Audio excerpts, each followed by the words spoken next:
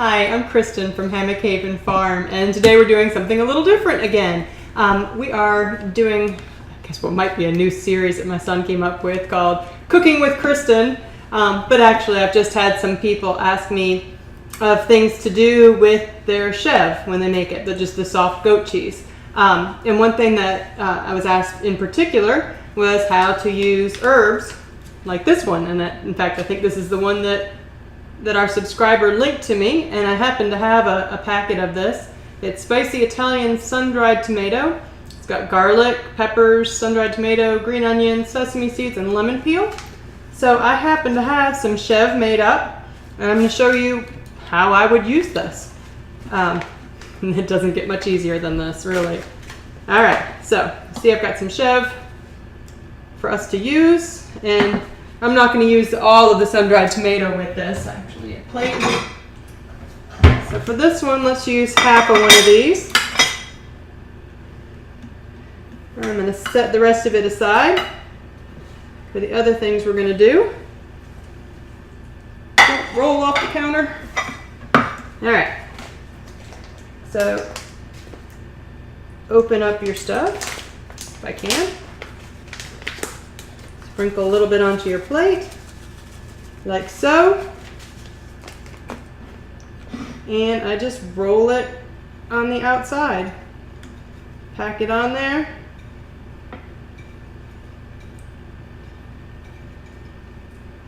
And that way when people cut it, it's going to be a nice coating of your herbs. And on the inside, your nice white cheese. It turns out real pretty. So let me set this aside here. Next thing, and something I really like to do, is to use fresh herbs. And I went out to my herb garden earlier and I picked these. We've got some parsley, basil, a couple types of oregano, some thyme. And I've got a green onion. So I like to dice all this up and then just roll your chèvre in it the same way that I just did that other one. Pull our little oregano off of here, or thyme. I guess it's our thyme. Yes, thyme. So I smell it.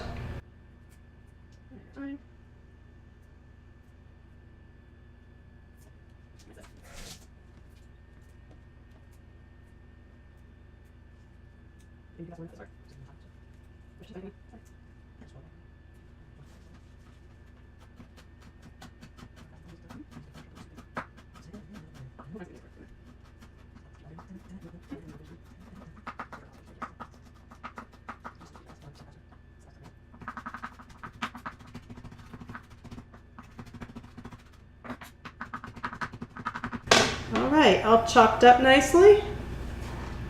And we're going to do the same thing like we did with the other one. And kind of got to press these in a little more since it's a little thicker.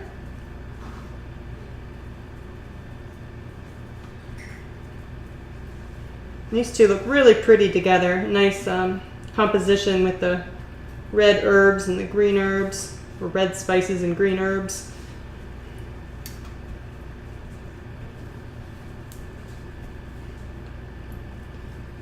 And there we go. All right, let me rinse this off my hands.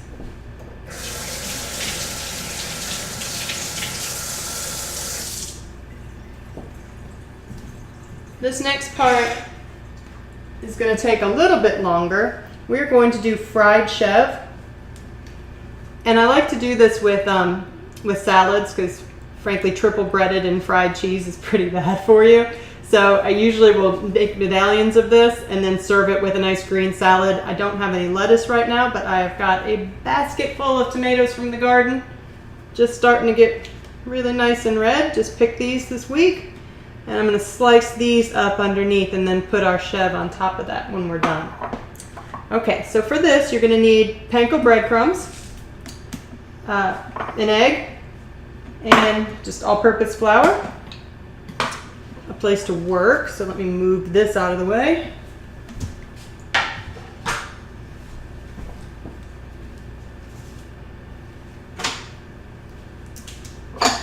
so I've got 3 bowls, and this is why it's called triple breading. I'm going to use panko in one, flour in the other, and the egg in the third one.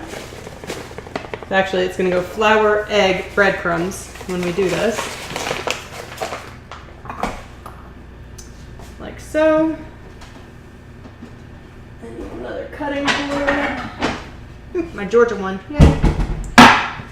Okay, let me beat up this egg. I want to make sure we have enough, so I'm going to add a splash of water to the egg. And just beat that up.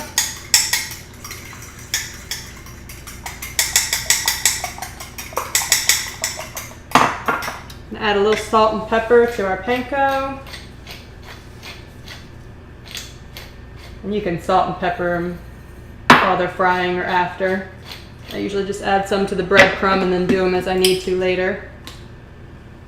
My phone's ringing. I have a home phone that we never answer because, like, really, who has a landline anymore? I don't even know why we do. I think it's because our internet is cheaper.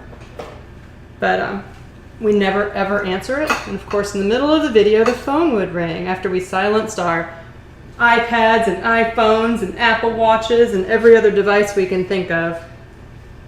Old tech comes and bites us. All right, let's see. We need our cheese. I'm going to cut these into a little more than 1 inch coins or medallions, like that. And if they kind of crumble and fall apart, you can stick the little pieces back on because it's all going to get stuck in there when we fry it.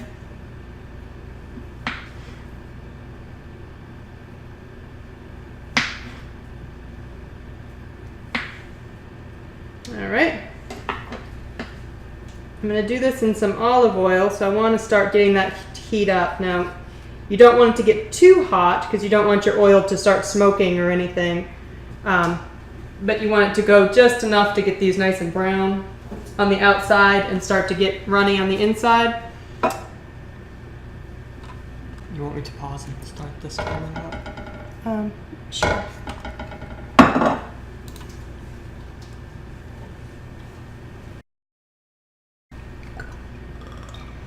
All right. I didn't say this was healthy. You need enough olive oil to kind of cover your medallions halfway. So that's what I've got in my jar, and that's going to have to do. All right. Back over here. Get those heating up. We're going to flour. Let me move all my stuff out of the way so you can see. I'm going to flour my medallions.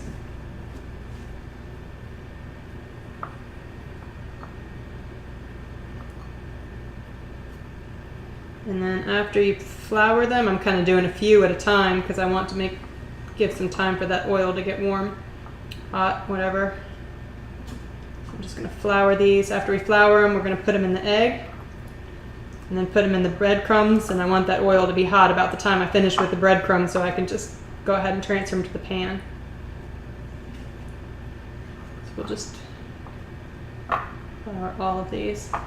You see why I don't do things with flour very often. I cannot use flour and not make an awful mess with it. I don't know if you can see this, but I have flour everywhere. I mean, it's already all over my counter. It's not on the floor yet, so I'm doing pretty good. I think I'd be a disaster as a baker. Even though I like to bake, it just makes such a mess. All right, done with the flour. Hide that before I make a bigger mess out of it. And my oil's starting to heat up, so I'm gonna start breading a couple and just throw them in there so you can see. Let me check that. Not quite sizzling enough.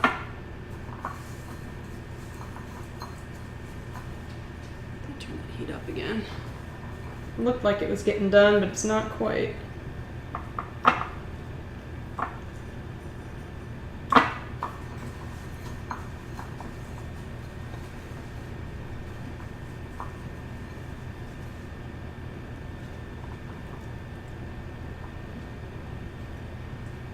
I'm putting a couple pieces of eggy breadcrumbs over there to make sure they're sizzling. Alright, it's looking good. So transferring over to our other camera. There we go.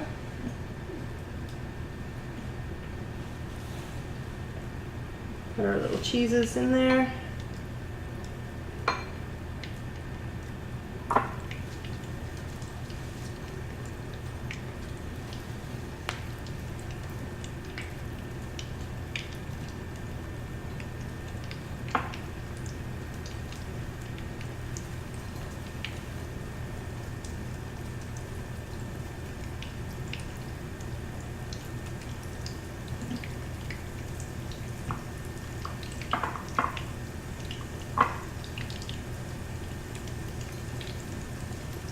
Now we've done this with mozzarella before too, and made homemade mozzarella sticks. So if you're feeling more adventurous than making chèvre, you can go look at one of our mozzarella videos and then just slice that up and fry it.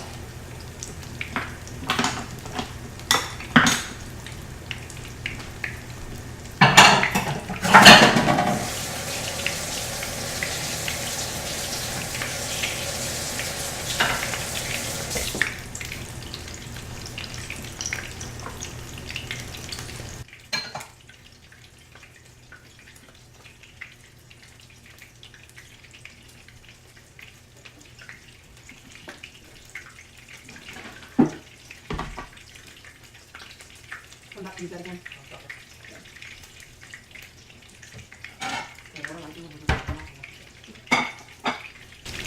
Okay, I don't want these to get too brown. Find a spatula here and some tongs. I think I need to turn my heat down because you want them to start to get a little runny on the inside without absolutely falling apart.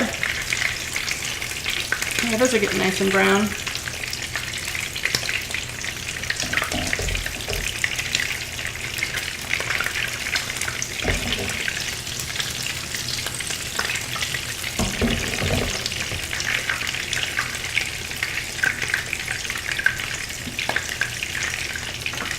And meanwhile, I'm going to pick a couple of these tomatoes out, get them sliced up.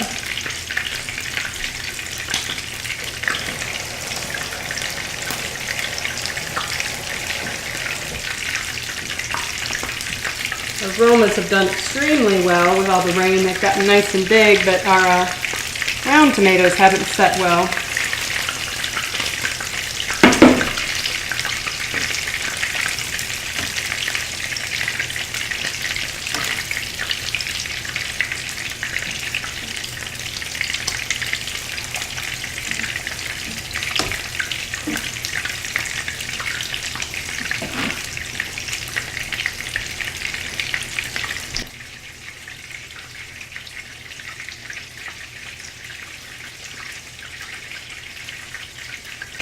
I should have saved those couple extra pieces of basil I just threw in the sink.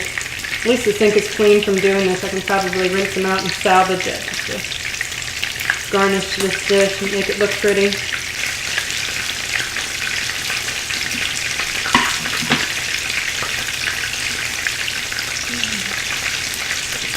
A little sprig.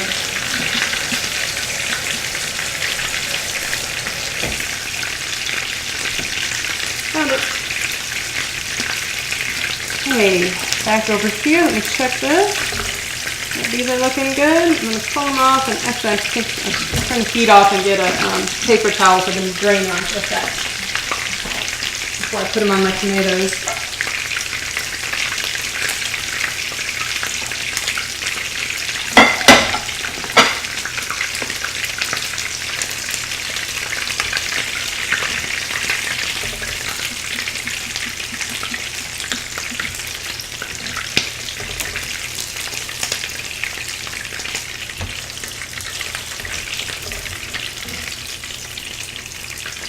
If I'd put more oil in the pan, it would have gotten browner at the sides of these, but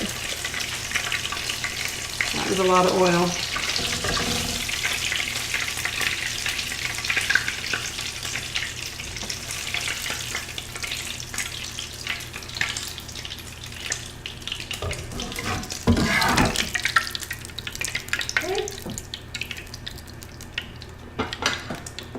And let's plate one of these up.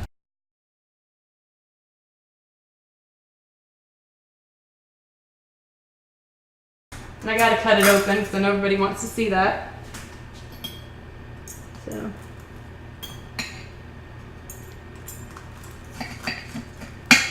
There we go. Fried chèvre. It's gonna be really hot. I'm trying not to burn my tongue.